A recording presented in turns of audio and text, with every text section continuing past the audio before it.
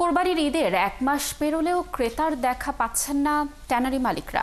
আগের থেকেও কম দামে বিক্রি করতে হচ্ছে মজুদ চামড়া। তারা মনে করছেন এভাবে চলতে থাকলে যে কোনো সময় ব্যবসা বন্ধ হয়ে যাবে। এদিকে বৈশ্বিক স্বীকৃতির অভাবে আন্তর্জাতিক বাজারের চেয়ে কম মূল্যে চীনে চামড়া রপ্তানি করতে হচ্ছে বলে জানান সংশ্লিষ্টরা। রায়ান বিন আমিনের তথ্য ছবিতে প্রতিবেদন। কোরবানির ঈদের পর কেনা চামড়া প্রক্রিয়াজাত করার কাজ চলছে, কিন্তু মাস পেরোলেও দেখা মিলছে না ক্রেতার। আর যারা আসছেন তারাও দিতে চাচ্ছেন না ন্যায্য দাম।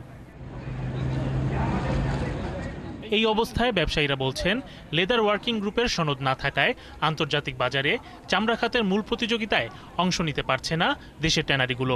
এদিকে বাজার জিম্মি হয়ে গেছে চীনের কাছে। সিটিপি বা কঠিন বর্জ্য ব্যবস্থাপনাকে অবশ্যই এখানে ঠিক করতে হবে। এটা যদি ঠিক না করা হয়, এই চামড়া শিল্প আস্তে এটা বন্ধ হয়ে যাবে। চাইনিজ বেস মার্কেট, চাইনিজরা এখন নাই। কাস্টমার না থাকলে, যেহেতু আমরা কাস্টমার না থাকলে আমরা চামড়াটা বিক্রি করবো কার কাছে?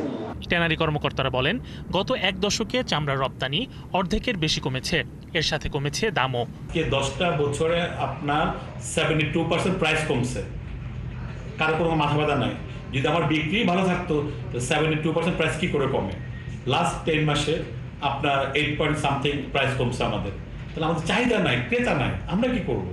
দুর্নীতি আর অনিয়মে কখনোই সঠিকভাবে কাজ করেনি সিইটিপি। তাই বিসিকের হাত থেকে সিইটিপি সরিয়ে নিয়ে নতুন করে গড়ে তোলা ছাড়া কোনো উপায় নেই বলে মন্তব্য করেন পরিবেশ উপদেষ্টা।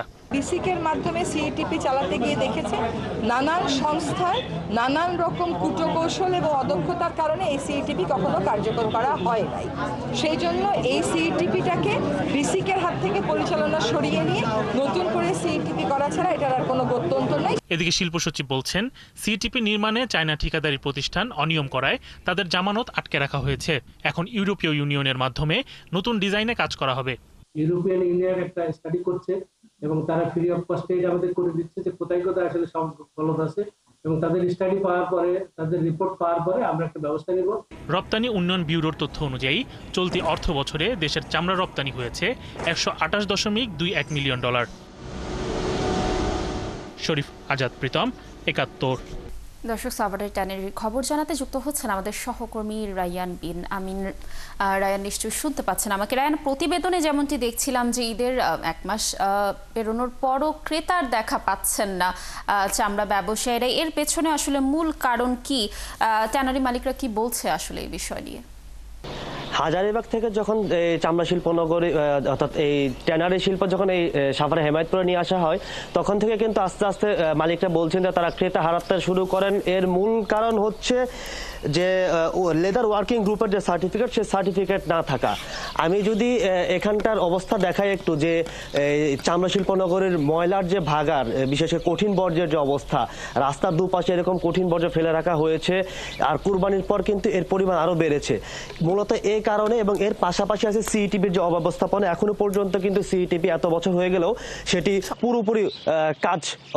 পুরোপুরি কাজ শুরু করতে পারেনি, এবং এখন বলছে এটি একদম নতুনভাবে গড়তে হবে, কারণ এটি পুরোপুরি অকার্যকর। অর্থাৎ এই সিইটিপি দিয়ে আর এই যে হেমায়েতপুর চামড়া শিল্প নগরী আছে, এটি আর চালানো সম্ভব না। ফলে এখনই অর্থাৎ সহসায় কিন্তু আর এই লেদার ওয়ার্কিং গ্রুপের যে সার্টিফিকেট, সেটি চামড়া শিল্প নগরী পাচ্ছে না। এবং মালিকরা এতে খুবই আশাহত যে আস্তে আস্তে তারা এই যে ইউরোপিয়ান এবং আমেরিকার যে মার্কেটটা, এই মার্কেটটা তারা আস্তে আস্তে হারাতে শুরু করবে এবং পুরোপুরি চায়না নির্ভর হয়ে যাবে। আর চাইনিজ যারা বায়ার আছেন, তারা এখানে একটা সিন্ডিকেট করে রেখেছেন। একটা সময় তারা বলছেন যে 2 থেকে 3 বছর আগেও এখানকার চামড়ার যে দাম ছিল, তারা অর্থাৎ 70 থেকে 75 সেন্টে তারা বিক্রি করতে, সেই চামড়া এখন 40 সেন্টও তারা পাচ্ছেন। অর্থাৎ একেতে রপ্তানি কমছে, পাশাপাশি কাঁচা চামড়ার যে দাম, সেই দামও কমছে।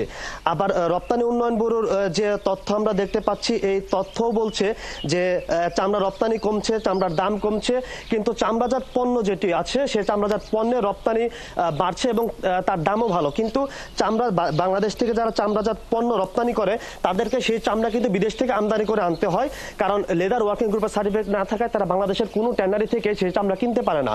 ফলে ইউরোপের মার্কেট থেকে তাদের চামড়া কিনে আনতে হয়, অর্থাৎ আমদানি করে আনতে, এবং সেই চামড়া আবার তারা দেশ থেকে রপ্তানি করে।